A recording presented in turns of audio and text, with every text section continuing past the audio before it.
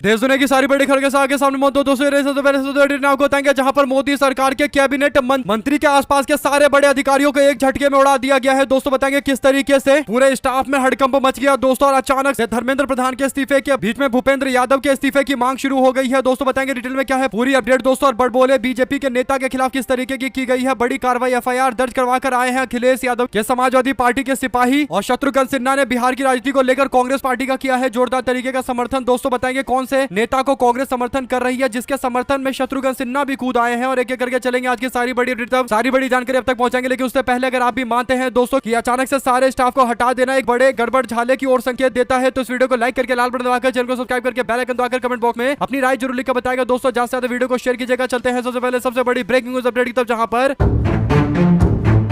एक महीने पहले राहुल गांधी ने कहा था कि बीजेपी के अंदर से यानी आंतरिक दबाव बीजेपी के अंदर बढ़ता चला जा रहा है दोस्तों, और भारतीय जनता पार्टी के अंदर बड़े स्तर पर आंतरिक कलह चल रहा है दोस्तों। यहां तक कि राहुल गांधी ने भी कहा था कि उनको कांग्रेस पार्टी को बीजेपी के अंदर से जानकारियां मिल रही है, यानी भारतीय जनता पार्टी की सरकार के अंदर से अधिकारी आकर बता रहे हैं क्या क्या कांड बीजेपी की सरकार में चल रहा है, और राहुल गांधी के पास एक एक आंकड़े मौजूद है। राहुल गांधी इस बात को कई बार दोहरा चुके हैं कि बीजेपी का जो पूरा कंट्रोल का सिस्टम है वो पूरी तरीके से भाजपा के केंद्रीय नेतृत्व के हाथ से निकल चुका है दोस्तों। सबसे पहले मामला राम मंदिर चंदा चोरी का सामने आता है, यानी 5 साल तक कोई खबर नहीं लगती कि चंदा चोरी हो रहा है, लेकिन फिर अचानक से सारी रिपोर्टें सामने आ जाती है, बड़े बड़े लोगों के नाम सामने आ जाते हैं दोस्तों, और ये बीजेपी के और आरएसएस के अंदर के आपस के विवाद के कारण उभर कर सामने आया है दोस्तों। यानी बीजेपी का कंट्रोल का पूरा सिस्टम यहां फेल होता हुआ नजर आया, और इसी तरीके से मोहन यादव को लेकर दस्तावेज अचानक से मीडिया वालों को मिल जाता है, उसके बाद एक के बाद एक कई सारे बड़े खुलासे होते हैं दोस्तों। ऐसे ही शिक्षा मंत्रालय के सीबीएसई के टेंडर को लेकर घोटाले की जानकारी मिलती है दोस्तों, और कई दस्तावेज जनता के बीच में सामने आ जाते हैं दोस्तों। इसी तरीके से एक एक करके बीजेपी का जो नियंत्रण का तंत्र है दोस्तों वो पूरी तरीके से छिन्न भिन्न होता हुआ नजर आ रहा है। और बड़ी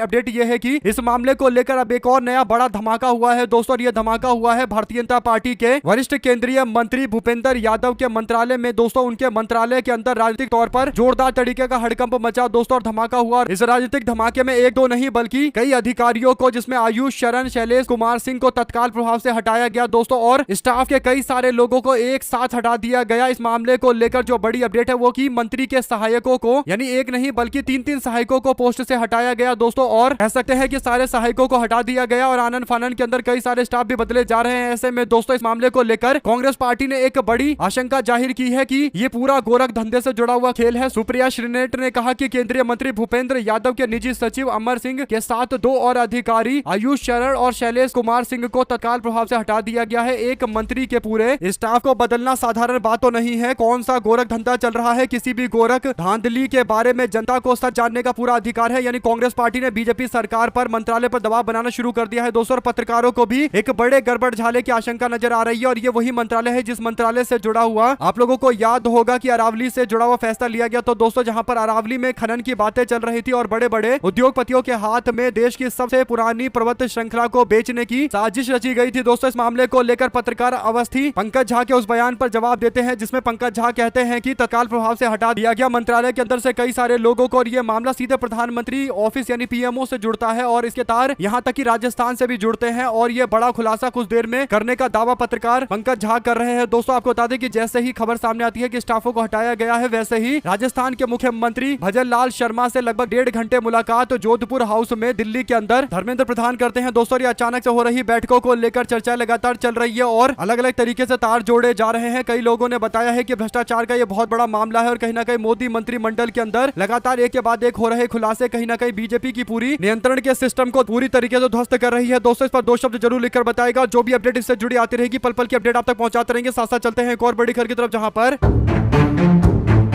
कांग्रेस जनता पार्टी के द्वारा एक जोरदार तरीके का आंदोलन देश के जंतर मंतर पर किया जा रहा है दोस्तों, यानी जंतर मंतर पर प्रदर्शन चल रहा है। सोनम वांगचुक उसका नेतृत्व कर रहे हैं और लगातार भूख हड़ताल पर बैठे हुए हैं दोस्तों। और इस भूख हड़ताल में जो पार्टी सबसे आगे काम कर रही है वो कांग्रेस जनता पार्टी है दोस्तों। ऐसे में कांग्रेस जनता पार्टी हाईकोर्ट पहुंचा था, दिल्ली हाईकोर्ट में केस लेकर कि उनके सोशल मीडिया के अकाउंट को डिलीट कर दिया गया, जिस अकाउंट पर करोड़ों फॉलोवर थे। इस पूरे मामले को लेकर कोर्ट की ओर से आदेश जारी किया गया है दोस्तों। दिल्ली हाईकोर्ट ने आदेश दिया है और कांग्रेस जनता पार्टी पार्टी के सोशल मीडिया अकाउंट यानी एक्स के अकाउंट को वापस करने के लिए बोला गया है। अब इंस्टाग्राम के अकाउंट को लेकर भी लगातार चर्चा करवा रहे हैं कोर्ट के अंदर। दोस्तों अब देखते हैं इस मामले पर अगर उनका अकाउंट वापस आ जाएगा तो क्या वो जनता तक पहुंच बना पाएंगे। नीट पेपर लीक के मामले को लेकर कॉकरोच जनता पार्टी की ओर से भी आवाज उठाई जा रही है और केंद्र सरकार की तरफ से सरकारी वकील तुषार मेहता ने कहा कि अकाउंट इसलिए ब्लॉक किया गया था क्योंकि उसकी पोस्ट से नीट परीक्षा के दौरान छात्रों और अभिभावकों में भ्रम और अफरा तफरी फैल जाती। अब नीट परीक्षा खत्म हो गई है, वापस कर दीजिए अकाउंट। कुल मिलाकर दोस्तों सवाल तो सबसे बड़ा यही है कि नीट पेपर लीक को लेकर जो आंदोलन देश के अंदर चल रहा है, कहीं ना कहीं उस आंदोलन को दबाने के लिए ये कहकर कि इससे पैनिक फैल जाता यानी अफरा तफरी फैल जाती, कहीं ना कहीं सरकार अपने फैसले का बचाव कर रही है। दोस्तों जो फैसला पूरी तरीके से देश के अंदर आवाज को दबाने से जुड़ी हुई है यानी बोलने के अधिकार के खिलाफ है। आप लोग इस पर अपनी राय जरूर लिखकर बताएगा। दोस्तों चलते हैं एक और बड़ी अपडेट की तरफ जहां पर भारतीय जनता पार्टी के नेता जेपी नड्डा जो पूर्व राष्ट्रीय अध्यक्ष है बीजेपी के, दोस्तों उनका बयान अब विवादों के घेरे में आ गया है। बीजेपी के नेता जेपी नड्डा कहते हैं कि भारतीय जनता पार्टी और एनडीए आज देश की 78% जनता यानी जनसंख्या के ऊपर राज करती है। जिस शब्द का वो इस्तेमाल कर रहे हैं वो राज शब्द का इस्तेमाल कर रहे हैं यानी भाजपा वाले राजा है और आम जनता प्रजा है और बीजेपी वाले आम जनता पर यानी 78% भारत की आबादी पर राज कर रहे हैं और लगभग 72% भूभाग पर एनडीए गठबंधन और बीजेपी का कमल खिला हुआ है। जेपी नड्डा के द्वारा जिस शब्द का इस्तेमाल किया जा रहा है दोस्तों उसे लेकर कांग्रेस पार्टी के नेता आपत्ति जता रहे हैं। सुप्रिया श्रीनेट ने कहा कि नड्डा जी ये लोकतंत्र है, आप लोग राजा नहीं है, यहाँ के यहाँ कोई राजा नहीं है, आप और हम जनता के सेवक है। सत्ता का अहंकार सिर चढ़ गया है आपके, ये नशा उतरता जरूर है, एक ना एक दिन उतरेगा जरूर। और इसीलिए सुप्रिया श्रीनेट ने कांग्रेस पार्टी की तरफ से जो राज शब्द का इस्तेमाल बीजेपी के नेता कर रहे हैं दोस्तों उसकी आलोचना की है। यानी ये मानसिकता को दिखाता है कि ये जनता के ऊपर राज कर रहे हैं, जनता की सेवा नहीं कर रहे। यानी नरेंद्र मोदी पहले शुरू में अपने आप को प्रधान सेवक बताया करते थे दोस्तों, लेकिन अब अपने आप को राजा बताने लगे हैं। और इसके पीछे सबसे बड़ा कारण यह है कि चुनाव के तंत्र में इनको किसी न किसी तरीके से फायदा मिल जा रहा है। तो चुनावी तंत्र में जीत के बाद इनको लग रहा है कि ये देश के राजा बन चुके हैं। दो शब्द जरूर लिखकर बताइएगा दोस्तों इस मानसिकता के ऊपर, अगर आप भी मानते हैं कि ये मानसिकता अंग्रेजों की मानसिकता है जो भारत को गुलाम समझते थे दोस्तों। और आप लोग इस पर अपनी राय जरूर लिखकर बताइएगा। साथ साथ जब भी सवाल पूछा जाता था कि भारत के अंदर विदेश नीति इतनी बुरे दौर में क्यों चल रही है तो इस पर बीजेपी के लोग दावा करते थे कि भारत की विदेश नीति इसलिए अच्छी है क्योंकि भारत की जो पासपोर्ट रैंकिंग है यानी दुनिया भर के अंदर भारत को जिस दृष्टि से देखा जाता है वो भारत के पासपोर्ट को किस दृष्टि से देखा जाता है इस पर आधारित होता है दोस्तों। और इसीलिए भारत के पासपोर्ट जो पहले दुनिया भर के अंदर 76वें स्थान पर हुआ करता था दोस्तों अब वो गिरकर 125वें स्थान पर हो गया है। यानी लगातार गिरावट देखने को मिल रही है। कहने का मतलब यह है कि भारत के पासपोर्ट का सम्मान गिर चुका है दोस्तों। और इसके पीछे एक बड़ा तर्क तो यह भी है कि जब ये भारत की नागरिकता का प्रमाण पत्र नहीं है जैसा बीजेपी के लोग दावा करते हैं कि ये केवल ट्रैवल डॉक्यूमेंट है, क्योंकि जब तक पासपोर्ट को लेकर ये खबरें आ रही थी कि पासपोर्ट में भारत की रैंकिंग बढ़ रही है यानी भारत दुनिया के अंदर मजबूत हो रहा है। 2014 में 76वां रैंक हुआ करता था भारत का और 2018-19 के आसपास किन्हीं कारणों से ये बढ़कर 60 के आसपास पहुंच गया था दोस्तों। तो बीजेपी वाले बता रहे थे कि भारत का पासपोर्ट मजबूत हो रहा है यानी भारत की विदेश नीति मजबूत हो रही है, दुनिया में भारत को जाना जा रहा है। लेकिन विदेश नीति इतनी खराब है दोस्तों, यानी बीजेपी का जो तर्क है कि पासपोर्ट के मजबूती से तय होगा कि देश का विदेश नीति क्या है। तो आप सोचिए कि जो भारत का पासपोर्ट 76वें स्थान पर था दोस्तों वो गिरकर 125वें स्थान पर पहुंच गया है यानी दयनीय स्थिति में पहुंच चुका है दोस्तों। इसके बावजूद बीजेपी के लोग अपनी विदेश नीति की तारीफ कर रहे हैं। यानी जो तर्क लेकर आते हैं जिस तर्क के आधार पर अपने विदेश नीति और अपने काम की तारीफ करते हैं दोस्तों वही तर्क इनका फेल हो जाता है। और यही सबसे बड़ी विडंबना है कि इसके बावजूद गोदी मीडिया इनसे सवाल नहीं पूछ रहा कि आखिर विदेश नीति की इतनी दयनीय स्थिति है क्यों। साथ साथ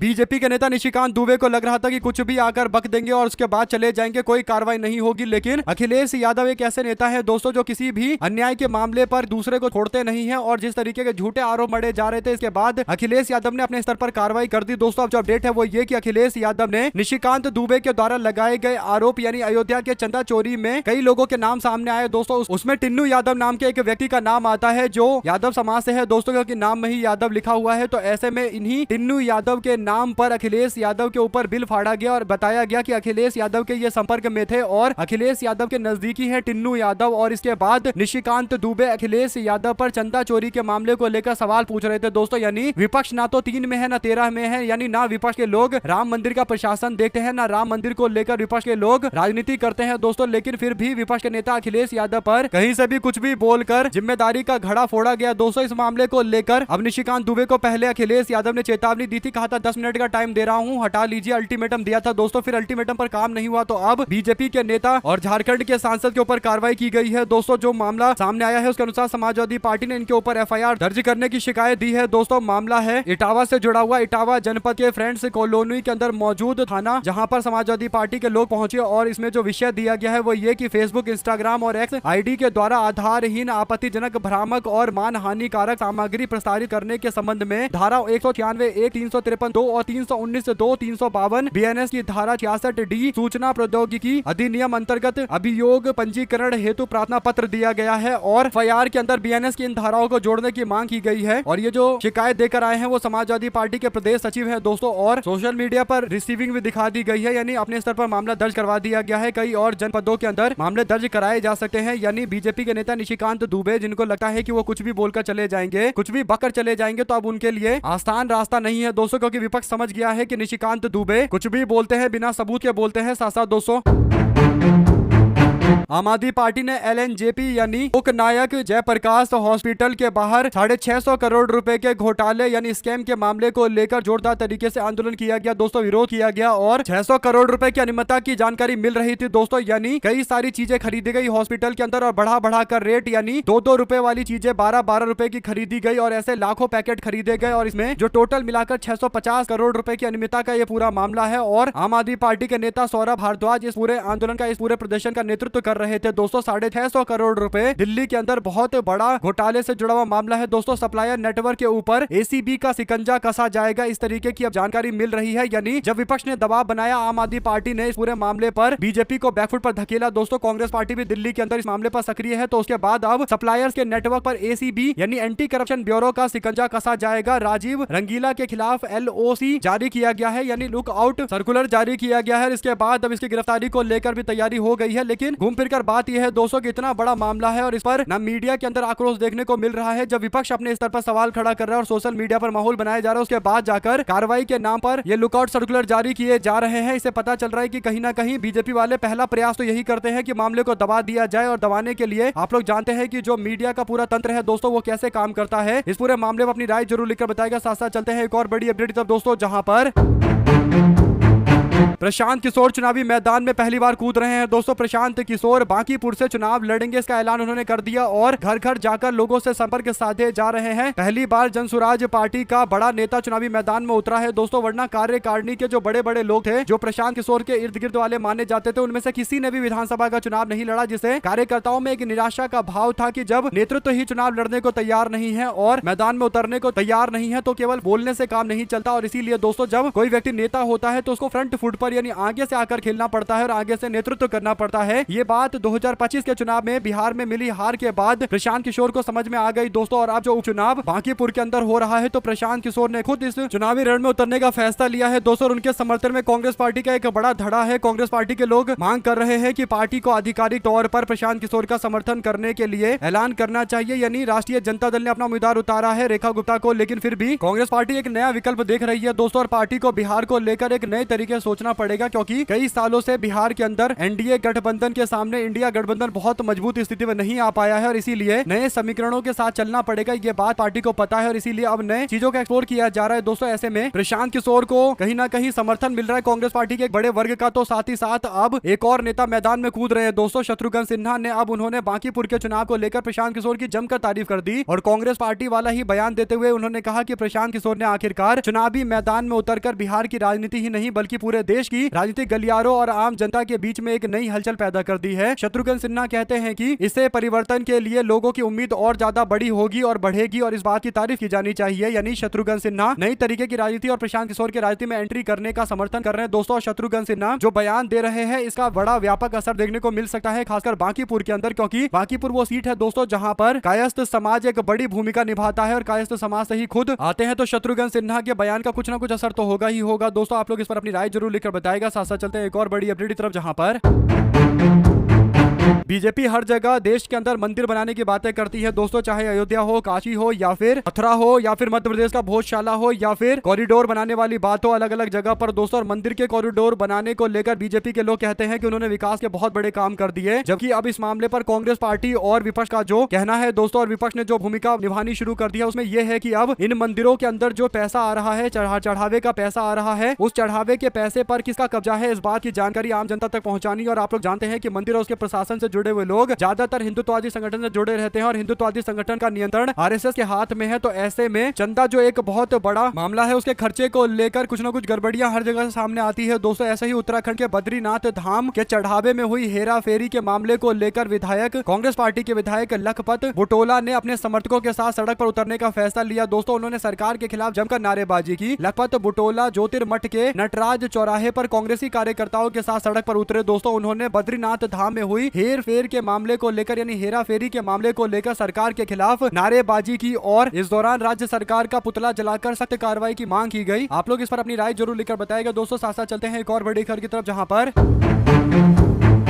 रायपुर के नकटी गांव में हुए बुलडोजर कार्रवाई को लेकर कांग्रेस पार्टी अपनी जांच समिति की रिपोर्ट जारी करेगी दोस्तों। उसके बाद पार्टी के राज्यपाल को ज्ञापन सौंपने की तैयारी की जा रही है। प्रदेश कांग्रेस ने 10 जुलाई को राज्यपाल से मुलाकात के लिए समय मांगा है। प्रदेश कांग्रेस की ओर से राज्यपाल के एडीसी को भेजे गए पत्र में कहा गया कि पार्टी का 15 सदस्यीय प्रतिनिधिमंडल राज्यपाल से मुलाकात करके नकटी गाँव में बारिश के दौरान 85 परिवारों के घरों में बुलडोजर की कार्रवाई का मुद्दा उठाएगा। प्रतिनिधिमंडल प्रभावित ग्रामीणों को न्याय दिलाने के लिए राज्यपाल को ज्ञापन सौंपेगा। यानी ये पूरा मामला छत्तीसगढ़ के रायपुर से जुड़ा हुआ है और इस मामले पर कांग्रेस पार्टी के वरिष्ठ नेता धनेंद्र साहू और शिव डहरिया की तरफ से और श्री कुमार मेनन की तरफ से एक प्रेस कॉन्फ्रेंस भी किया गया था। इस दौरान जांच समिति की रिपोर्ट सार्वजनिक की जाएगी और सरकार की कार्रवाई पर पार्टी अपना पक्ष रखेगी दोस्तों। एक दिन पहले बीजेपी के मंत्री ने बताया कि संबंधित जमीन को आवासीय योजना के लिए देने की प्रक्रिया 2020 में कांग्रेस सरकार के दौरान शुरू की गई। उन्होंने दावा किया कि प्रभावित परिवार का पुनर्वास कर उन्हें नया रायपुर के अंदर मकान भी उपलब्ध करवाया जाएगा। अब भूपेश और इस पूरे मामले पर अकबर ने भी पलटवार किया है दोस्तों। यानी वन मंत्री के बयान पर भूपेश बघेल ने कहा कि सरकार नकटी मामले में गलत जानकारी दे रही है। वहीं पूर्व मंत्री मोहम्मद अकबर ने आरोप लगाया कि बीजेपी अपनी कार्रवाई को सही ठहराने के लिए कांग्रेस पार्टी के ऊपर जिम्मेदारी थोपने की कोशिश कर रही है, लेकिन इस पूरे मामले पर भाजपा को पूरी तरीके से आगे भी एक्सपोज करेंगे। और पुनर्वास का मामला तो है ही है, साथ साथ जमीन से लोगों को बेदखल करना एक बहुत गंभीर मामला है। साथ साथ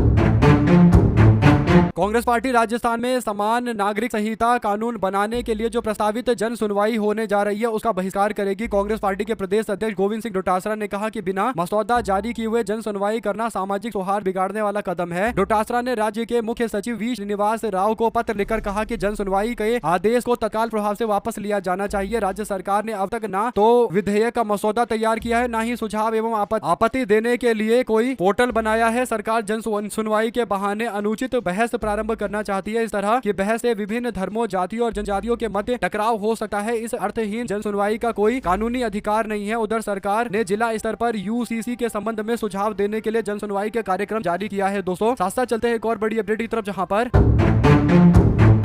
विधानसभा चुनाव से पहले पंजाब कांग्रेस में उभरे असंतोष को शांत करने के लिए नाराज नेताओं को मनाने की जिम्मेदारी संभालते हुए प्रदेश के प्रभारी भूपेश बघेल सोमवार शाम चंडीगढ़ पहुंच गए। बघेल के पहुंचने से पहले ही नाराज कांग्रेसी नेतृत्व ने कहा कि वो उनसे बातचीत नहीं करेंगे और दिल्ली जा रहे हैं। चरणजीत सिंह चन्नी के कुछ समर्थक नेताओं को समिति बनाकर कमेटी बनाकर दिल्ली में राहुल गांधी से मुलाकात करने के लिए भेजा जा रहा है। चन्नी के समर्थक कह रहे हैं कि वो राहुल गांधी से सीधा डील करेंगे, बात करेंगे और राहुल गांधी जो कहेंगे उस पर फैसला लिया जाएगा, लेकिन बात राहुल गांधी से करेंगे, भूपेश बघेल से बात नहीं करेंगे। पार्टी सूत्रों के अनुसार राहुल गांधी 7 जुलाई यानी आज वापस लौट रहे हैं देश दोस्तों और चन्नी उनसे मिलने के लिए दिल्ली में कैंप कर रहे हैं। बघेल ने साफ तौर पर 5 दिनों का चंडीगढ़ का अपना कैंप रखा है दोस्तों, जहां पर वो अलग अलग नेताओं से बातचीत करेंगे। इस दौरान विधानसभा चुनाव के मद्देनजर गठित प्रचार कमेटी, कोर कमेटी और चुनाव प्रबंधन और समन्वय कमेटी और मैनिफेस्टो कमेटी के अध्यक्षों और सदस्यों के साथ बैठक करेंगे। युवा कांग्रेस की नई टीम से भी मिलेंगे और नवनिर्वाचित पदाधिकारियों का औपचारिक स्वागत करेंगे। पार्टी में मतभेद को लेकर बघेल ने कहा कि वह सभी नेताओं की बात सुनेंगे। प्रचार कमेटी के अध्यक्ष चन्नी के दिल्ली चले जाने से अब उनकी गैर मौजूदगी में बैठक होगी या नहीं होगी ये भी एक देखने वाली बात है, लेकिन भूपेश बघेल अपने हिसाब से बहुत अच्छा काम करते हैं, इसमें कहीं कोई दो राय नहीं है दोस्तों। उनको जो ग्राउंड की रिपोर्ट मिली होगी उसके आधार पर उन्होंने कदम उठाया होगा और भूपेश बघेल जहां भी कांग्रेस पार्टी के चुनाव की जिम्मेदारी संभालते हैं वो कहीं ना कहीं गुटबाजी को तो पूरी तरीके से सॉल्व कर देते हैं दोस्तों, लेकिन यहाँ पर मामला एक अलग ही तरीके का देखने को मिला। इससे पहले भूपेश बघेल ने हिमाचल प्रदेश के अंदर पार्टी के लिए अच्छा काम किया था और कई और राज्यों के अंदर उनको काम दिया गया था दोस्तों, इसीलिए गुटबाजी खत्म करने में बड़ा योगदान तो रहता ही है उनका। लेकिन आप देखते हैं राहुल गांधी से मुलाकात करेंगे चन्नी जी के समर्थक, तो आगे क्या मामला सामने आता है। साथ डिप्टी सीएम केशव प्रसाद मौर्य का बयान सामने आता है दोस्तों। उन्होंने कहा कि जिन्होंने पूजा पाल का सुहाग उजाड़ा उन्हें मिट्टी में मिलाने का काम हो गया। सपा की सरकार होती तो ऐसा नहीं होता। सपा आताताइयों की प्रतिमा लगाती और आज दुनिया में भारत का डंका बज रहा है। पहले गुंडागर्दी करने वाली पार्टी की सरकार थी। हमारी माताएं बहनें सुरक्षित नहीं महसूस कर रही थी, अपने आप को खतरे में महसूस करती थी। 2027 में साइकिल पंचर हो जाएगी। वो दावा करते हैं कि समाजवादी पार्टी को हार का सामना करना पड़ेगा, लेकिन बीजेपी के नेता केशव प्रसाद मौर्य जानते हैं कि समाजवादी पार्टी एक बहुत बड़ी चुनौती है दोस्तों। सपा ने इनको सरातू विधानसभा के अंदर जोरदार तरीके से शिकस्त दी थी और इसीलिए कहीं ना कहीं में घबराहट तो है ही है। समाजवादी पार्टी पर जब देखो तब निशाना साधते रहते हैं। ऐसे में आप लोग क्या कुछ कहना चाहते हैं दोस्तों? क्या समाजवादी पार्टी के खिलाफ इनके पास कोई दूसरा एजेंडा नहीं है? केवल यही बोलते रहते हैं कि अतीक अहमद और मुख्तार अंसारी का समर्थन करती है समाजवादी पार्टी, और अभी तक ये बीजेपी के लोग प्रूव नहीं कर पाए हैं कोर्ट के अंदर कि अतीक अहमद और मुख्तार अंसारी पर जो आरोप लगे थे वो सही थे। आप लोग इस पर क्या राय देना चाहते हैं? अपनी राय जरूर लिखकर बताएगा दोस्तों। साथ साथ चलते हैं एक और बड़ी अपडेट की तरफ, जहां पर एक मूवी आती है दलजीत दोसांझ की सतलुज नाम की, और सतलुज नाम की इस मूवी को सीबीएफसी यानी central board for film certification यानी केंद्र सरकार के द्वारा जो सर्टिफिकेट दिया जाता है, जिस एजेंसी के द्वारा सीबीएफसी के द्वारा, उसने कई सारे कट मारने के लिए बोला दोस्तों, जिसके बाद इस फिल्म को ओटीटी से हटा दिया गया यानी ऑनलाइन प्लेटफॉर्म से हटा दिया गया। ऐसे में सतलुज एक ऐसा मामला है दोस्तों जहां पर पंजाब के अंदर जो भयंकर एनकाउंटर के मामले सामने आए थे, जबरदस्ती लोगों को मारा जा रहा था, उस मुद्दे को जोर शोर से उठाया गया है। और ये तो सबको पता है कि अधिकारियों ने अपने प्रमोशन के लिए, अपनी छवि चमकाने के लिए फर्जी एनकाउंटर किए थे, फर्जी लोगों को मारा था, फेक एनकाउंटर किया गया था, और इसीलिए सभी लोग मिलकर इस मामले को जोर शोर से उठा रहे हैं दोस्तों। इस पर फिल्म बनी तो अब ऑनलाइन प्लेटफॉर्म से हटा दिया गया, एक तरीके से बैन कर दिया गया दोस्तों, जो सही मैसेज नहीं भेजता है समाज के अंदर। इसी बात का जिक्र करते हुए लोग सतलुज वाले इस मामले को लेकर टिप्पणी कर रहे हैं। साथ साथ अयोध्या के अंदर एसआईटी रिपोर्ट कैसे लीक हो गई, एक बड़ा सवाल है दोस्तों। और किसने की ट्रस्ट की मीटिंग के फौरन बाद व्हाट्सएप ऐप ग्रुप्स और सोशल मीडिया में रिपोर्ट घूमने लगी? क्या ट्रस्ट के किसी मेंबर ने इस बात को लीक किया? चंपत के इस्तीफे के बाद अंदरूनी कलह, वायरल हुई एसआईटी रिपोर्ट। अब इस मामले को लेकर सवाल यह है दोस्तों कि बीजेपी के अंदर जो कंट्रोल का सिस्टम या नियंत्रण का सिस्टम है, जो बीजेपी की सरकार में पहले एक भी रिपोर्ट बाहर नहीं आती थी और एकदम सन्नाटा देखने को मिलता था, वो रिपोर्टें भी बाहर आ रही है। तो इसे पता चल रहा है कि ये मामला कोई छोटा मोटा नहीं है, बहुत भयंकर मामला है। आप लोग की जो भी राय है लिखकर जरूर बताएगा दोस्तों। ज्यादा से ज्यादा वीडियो को शेयर कीजिएगा। हमारे साथ लगातार जुड़े रहने के लिए दोस्तों, भाइयों बहनों मित्रों का बहुत बहुत धन्यवाद। देख रहे थे आपका अपना चैनल जय हिंद जय भारत। ज्यादा से ज्यादा वीडियो को शेयर कीजिएगा।